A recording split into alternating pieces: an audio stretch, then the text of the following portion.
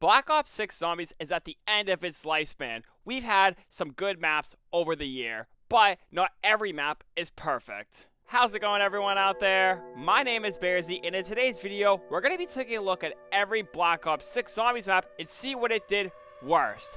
Let's dive in and discuss. So before I start this list, let's just recap a little bit about Black Ops 6 Zombies. And we had 6 Zombies maps over the year: Terminus, Liberty Falls, Citadel, The Tomb, Shattered Vale, and The Reckoning. While some people absolutely love these maps, like I did say, there is a worst part about every single map out there, and some of these were actually very hard to pick from. So let's dive in and discuss the one that was on Terminus Island, Terminus. So this one was actually very hard for me to pick because this is my favorite Zombies map within Black Ops 6 Zombies, but I feel like to no one's surprise has to be the Amalgams. So this is one of those enemies that look cool and sound cool on paper, but just play horribly wrong, like in execution wise. Essentially, the Amalgam is this most annoying piece of crap that comes in every 15, 10 something rounds, especially when you get into the higher rounds, and it's just a tank. It's just, doesn't want to take any damage, and essentially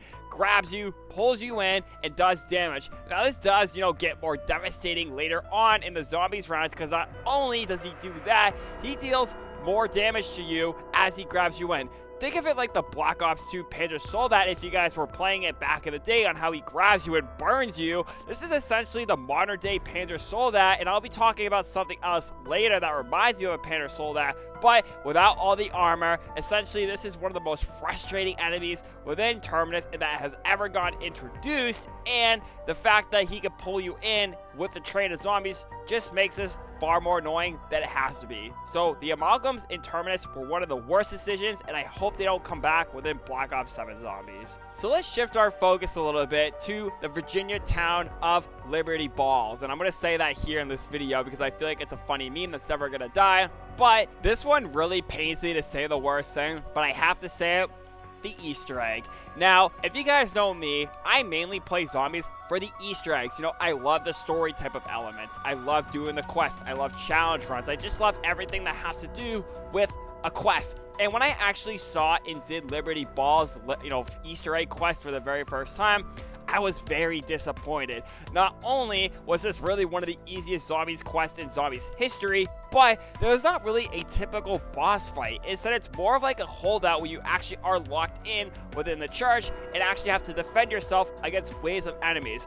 Actually seeing that the whole Black Ops 6 Zombies, maps had a boss fight at the end of every single map, just seeing no boss fight and pretty much a really easy Easter egg quest at the end of Liberty Falls or Balls, it's just, really heartbreaking for me to say, and I really couldn't think of another worse thing, and this is the first thing that popped in my head. So I'm hoping for the future, Treyarch does not fumble Easter eggs like this one. So after the event of Terminus, we are then flown halfway across the world to Citadel de Mor, and essentially this was pretty much a very strong start to the DLC season for Black Ops 6 Zombies. I don't know what it is. I just feel like every single DLC one map really knocks it out of the park, except Die Rise. I'm not talking about that here in this video, but this one might paint some of you and is exactly what you saw in the thumbnail: the Solaris sword. Now, compared to all the other swords within Citadel de Mor, the fire one shooting out 3 fireballs, the lightning one pretty much acting like a wonder waft from the old school day of COD, and the darkness sword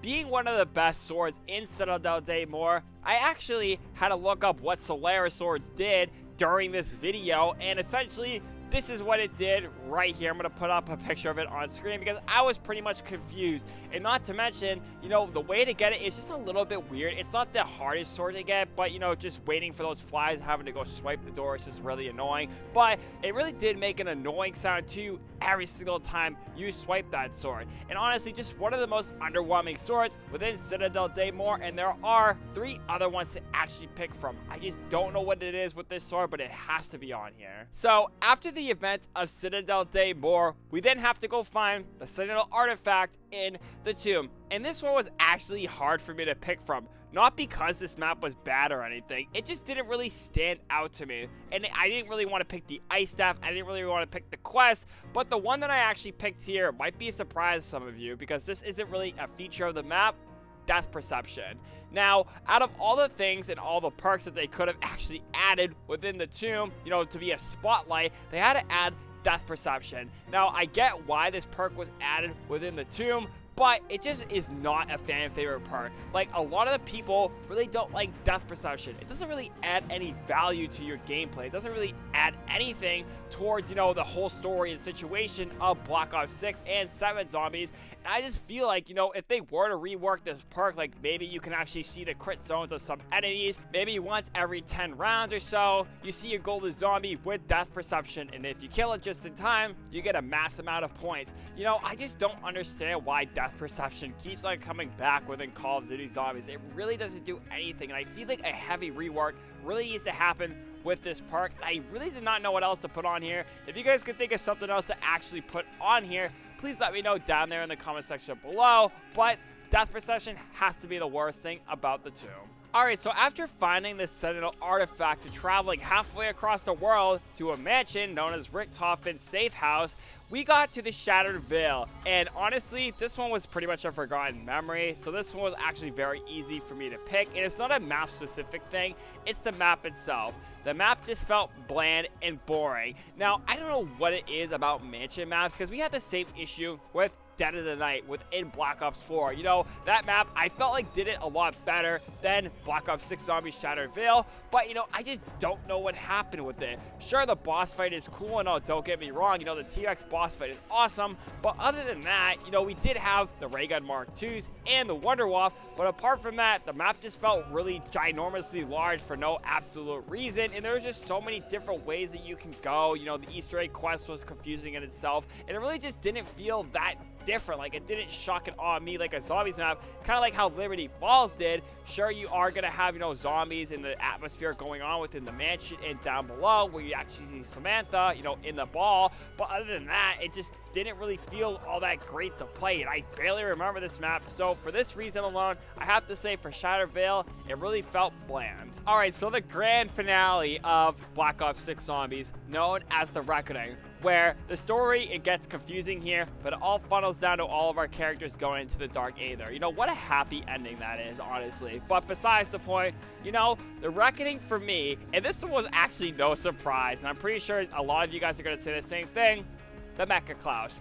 Now, the Mecha Klaus is pretty much the Panzer 2.0. Essentially what I was talking about earlier with the amalgams, this is essentially a copy and paste. But I just feel like the Panzer Soldat, or sorry, the Mecha Klaus is just so annoying within this map. You know, first off, you have to shoot off its shoulder pads because those are its weak points, and then you actually have to gum out and deal damage to the Mecha Klaus robot itself. Then he ejects, and then you have to deal with the Klaus robot inside. Now, this could be annoying for two reasons. The first one being is that he is a heavy armor tank. Now, I know he's supposed to be an armored zombie, but I don't know what it is with the Mecha Klaus. I just feel like he's a lot more difficult to deal with than the amalgams, than the Panzer Soldats in the previous games, and not to mention that he actually shoots shock charges at you from a distance. And I just feel like, you know, with these distance attacks, but balancing sure does come into effect here, but I don't want someone shooting shock charges at me in the middle of me running a train. And I'm really hoping that for Black Ops 7 Zombies,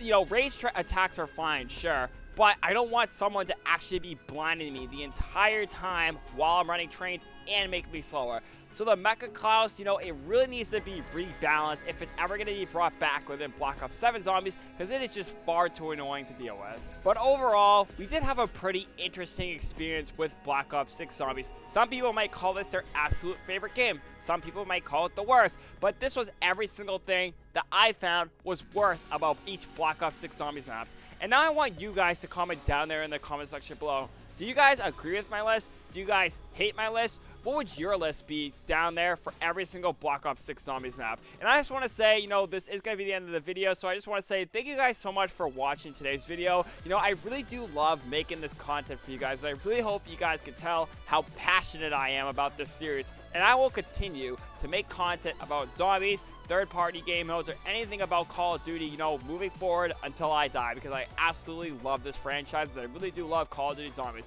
But I just want to say thank you guys so much for watching. This is Bearsy signing off. Stay healthy, stay clean. Bye.